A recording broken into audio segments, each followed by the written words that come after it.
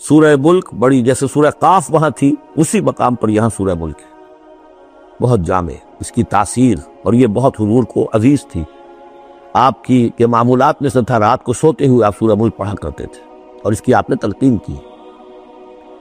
بسم اللہ الرحمن الرحیم، تبارک الذی بیدہ الملک وہو علی کل شیء قدیر، بڑی بابرکت ہے وہ ہستی جس کے ہاتھ میں ہے بادشاہی، راج اس کا ہے۔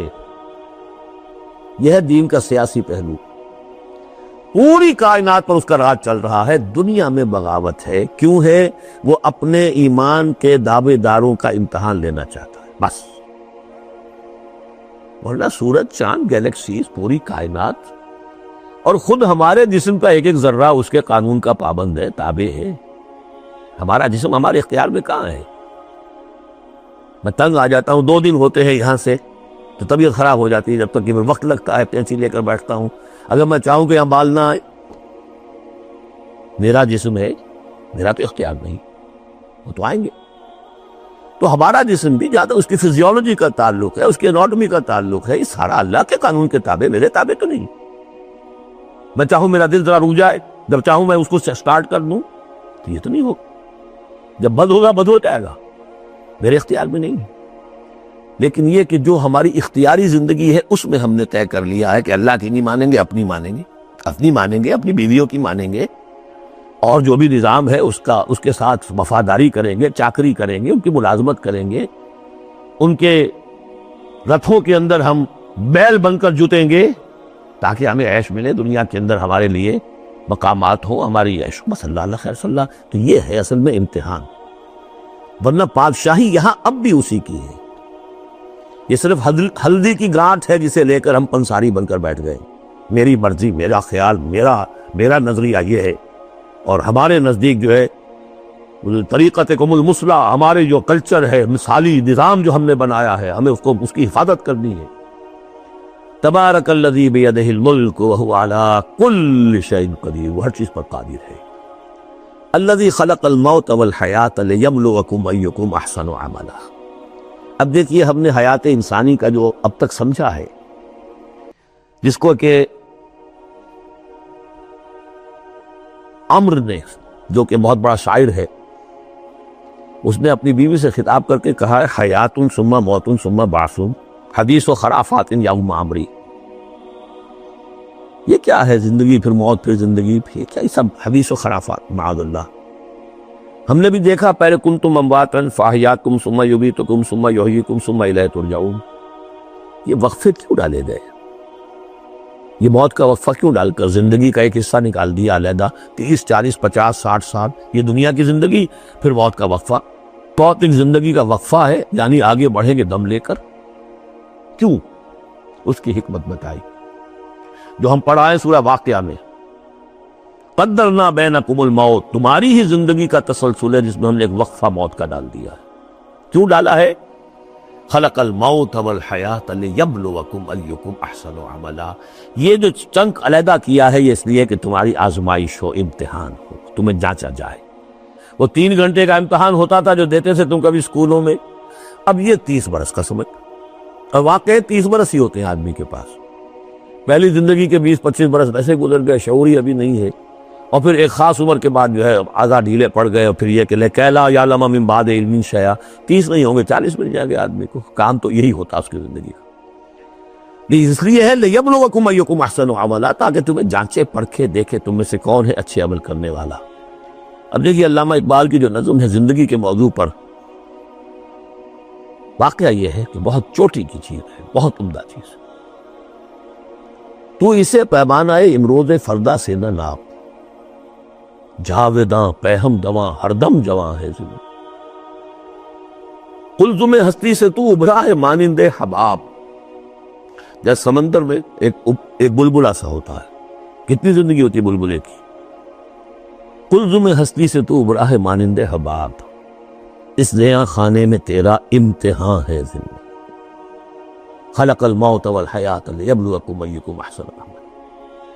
ہے کبھی جاں اور کبھی تسلیم جاں ہے زندگی، کبھی زندگی جان سے مترادف ہے، عبارت ہے، کبھی جان دینا اصل زندگی ہے۔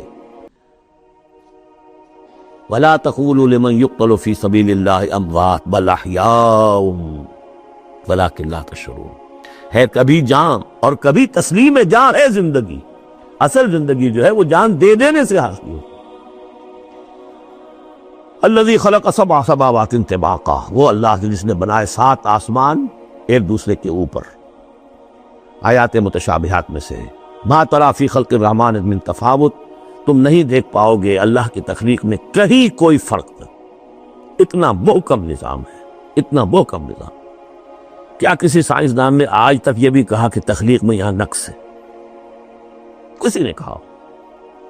زوالوجی کی فیلڈ میں یا باٹنی کی فیلڈ میں یا کسی اور فیلڈ میں، جیولوجی کی فیلڈ میں، اسٹرانومی کی، کسی نے کہا ہے؟ ما تری فی خلق الرحمن من تفاوت فارجع البصر هل تری من فطور، پھر ذرا دوبارہ لوٹا لو اپنی نگاہ، دیکھ لو، ہر میدان میں دیکھ لو، کہیں تمہیں کوئی رکھنا نظر آتا ہے؟ اگر یہ تخلیق کامل ہے تو کامل حقیقت میں کون ہے؟ اس کا خالق، اس کا باری، اس کا مصور. بس یہ نظر نہیں آتا. سائنسدان سب کچھ دیکھ رہے ہیں، ڈھونڈنے والا ستاروں کی گزرگاہوں کا اپنے افکار کی دنیا میں سفر کر نہ سکا. بڑے بڑے صاحب بصیرت و بڑے بڑے عقل مند اپنی ناک تلے کے پتھر سے ٹھوکر کھاتے ہیں. دیکھ رہے ہیں ٹیلیسکوپ سے ٹھوکر کھا رہے ہیں وہاں جو سامنے پتھر پڑا ہوا ہے اس سے. یہ ہو رہا ہے آج ہمارے ساتھ. سپر جیل کا مسئلہ کر رہے ہیں، پھر لوٹاؤ ذرا اپنی نگاہ کو 2 مرتبہ اور. ینقلب الیک البصر خاسئا وہو حسیر، تمہاری نگاہ تھک ہار کر لوٹ آئے گی، تمہیں ہماری تخلیق میں کہیں کوئی رکھنا، کوئی دراڑ نظر نہیں آئے گی. وَلَقَدْ زَيَّنَّا السَّمَاءَ الدُّنْيَا بِمَصَابِيحَ وَجَعَلْنَاهَا رُجُومًا لِلشَّيَاطِينَ وَأَعْتَدْنَا لَهُمْ عَذَابَ السَّعِيرِ. اور ہم نے سب سے قریبی آسمان کو سجا دیا ہے چراغوں سے، یعنی زمین سے جو قریب ترین آسمان ہے، پہلا آسمان، اور ان چراغوں کو ہم نے بنا دیا ہے رجوما للشیاطین، شیاطین جن جو ہیں وہ جو کوشش کرتے ہیں اس سے باہر نکل کر، اور وہ چاہتے ہیں کہ کچھ خبریں جو ہیں وہ فرشتوں سے چرا کر لے آئیں، تو ان کو کھدیڑنے کے لیے، ان کو اوپر سنگ باری کے لیے ہم نے یہ میزائلز رکھے ہوئے. وَأَعْتَدْنَا لَهُمْ عَذَابَ السَّعِيرِ، اور ان کے لیے ہم نے تیار کر رکھا ہے جلا دینے والا عذاب. وَلِلَّذِينَ كَفَرُوا بِرَبِّهِمْ، اور جو لوگ اللہ کا، اپنے رب کا کفر کریں، چاہے وہ انسان ہو چاہے جنات ہوں، ان کے لیے ہے عذاب جہنم، جہنم کا عذاب. وَبِئْسَ الْمَصِيرُ، اور وہ بہت ہی برا ٹھکانہ ہے. اِذَا أُلْقُوا فِيهَا سَمِعُوا لَهَا شَهِيقًا وَهِيَ تَفُورُ، جب وہ اس میں جھونکے جائیں گے تو سنیں گے کہ وہ دھاڑ رہی ہوگی، اچھل کود رہی ہوگی، اس کا جوش و خروش ہوگا. جو سورہ قاف میں ہم نے پڑھا تھا کہ ہم اس سے پوچھیں گے حل امتلاتے وتقول حل من مزید، وہ اور چاہے گی.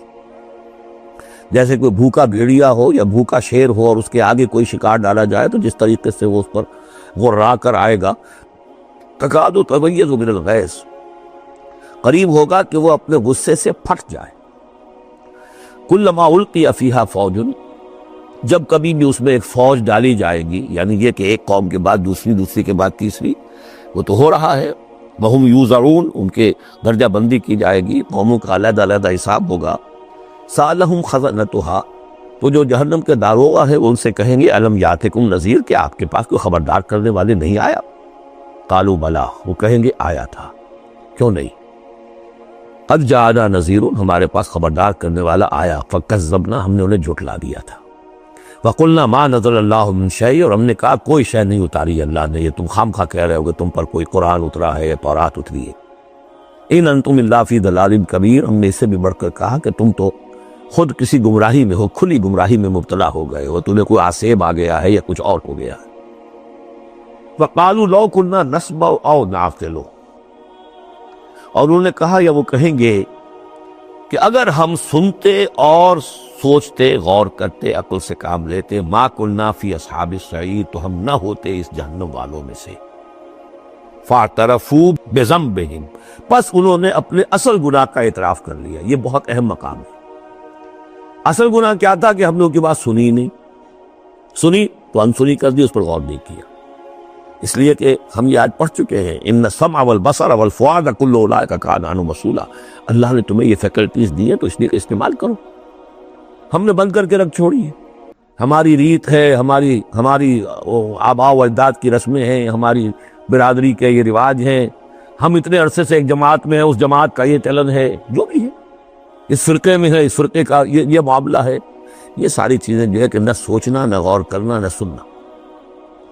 فاعترفوا بذنبہم، اصل گناہ یہ ہے ان کا، فسوقا لاصحاب السعیر، تو اب دفع ہو جائیں یہ، دھکارے جائیں یہ لوگ کہ جو جہنمی ہیں۔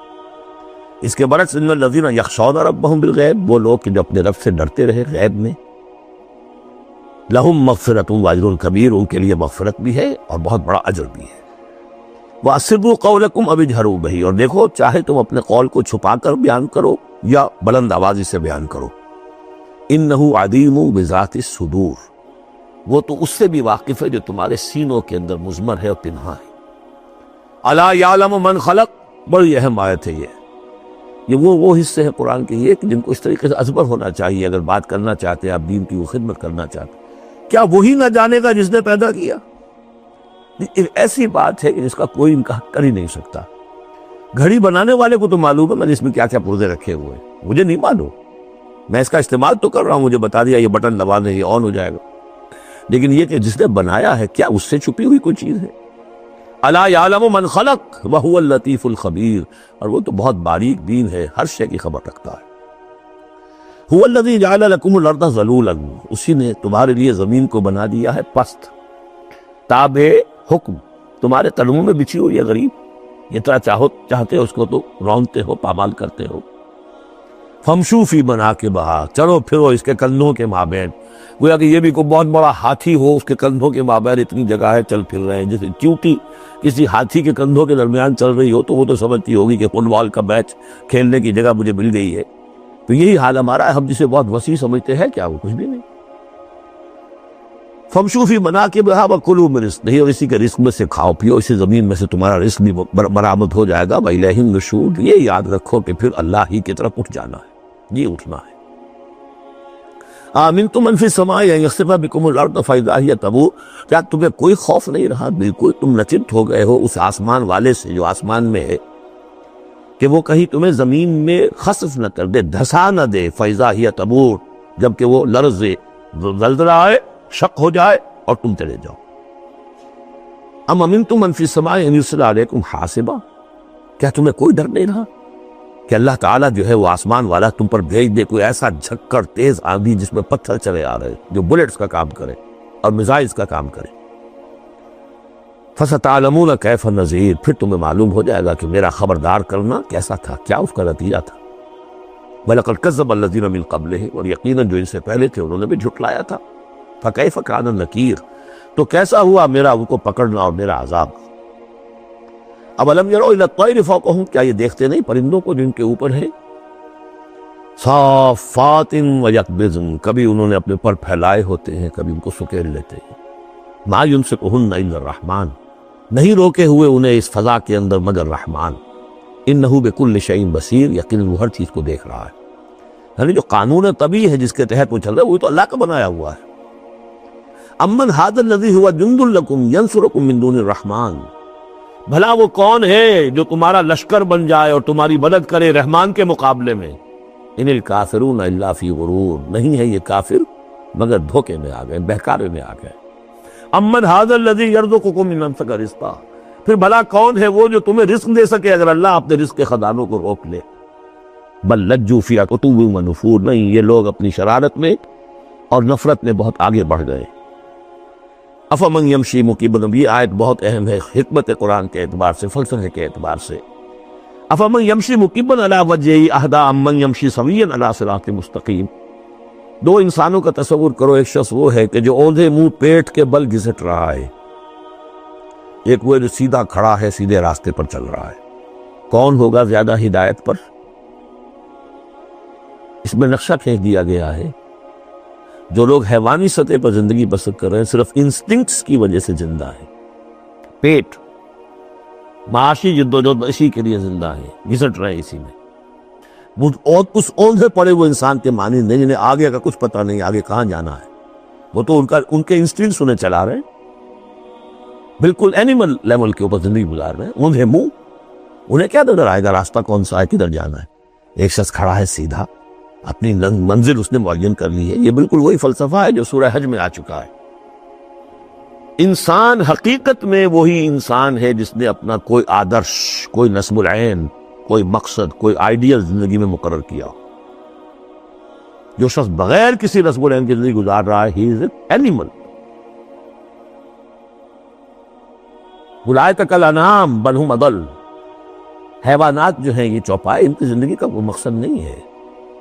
وہ تو اللہ نے ہمارے کام کے لیے پیدا کر دی، آپ لوگ کاٹیں گوشت کھائیں اور ان کی چکڑوں سے جوتیاں بنائیں اور جی رہے وہ خالص انسٹنکٹس کے اوپر، ان کی جبلتیں ہیں، صرف جبلت کے تحت ہیں۔ انسان صرف حیوان نہیں ہے، اس میں کچھ اور ہے، اور اس کے لیے کوئی آئیڈیل۔ ضعف الطالب والمطلوب، جتنا اونچا آئیڈیل ہوگا اتنا ہی اونچا انسان جائے گا، لیکن جس کا کوئی سرے سے آئیڈیل نہیں وہ نرا حیوان ہے۔ آخر چوپائے بھی تو اسی طرح چلتے ہیں نا۔ افمن یمشی مکبا علی وجہہ اہدی امن یمشی سویا علی صراط مستقیم، سیدھا راستہ اور اس کی منزل معین ہے، مجھے ادھر جانا ہے۔ دنیا میں ہماری منزل اقامت دین، حقیقت میں زندگی کی منزل آخرت، رضائے الہی کا حصول۔ قل هو الذی انشأکم وجعل لکم السمع والابصار والافئدہ، کہہ دیجئے وہی ہے جس نے تمہیں انشاء، اٹھانا، تمہیں بنایا، بڑھایا، وجعل لکم السمع والابصار والافئدہ، تمہیں کان دیے، آنکھیں دی اور دل دیے یا عقل دی۔ عام طور پر قرآن میں سمع پہلے کیوں آتا ہے اور بصار بعد میں کیوں آتا ہے؟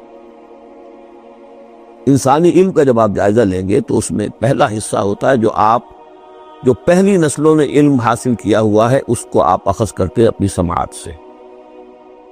آپ سنتے ہیں، کلاس میں لیکچر ہو رہا ہے، پروفیسر لیکچر دے رہا ہے، جو کچھ ہوا ہے پہلے وہ آپ نے پچھلی نسلوں کا جو بھی ذخیرہ معلومات ہے وہ جمع کیا، اب آپ نے آبزرو کیا، کچھ اور معلومات حاصل کی، کچھ نئی حقیقتیں آپ پر منکشف ہوئیں، اور پھر آپ نے اس کو جوڑا، ایک قدم آگے گئے۔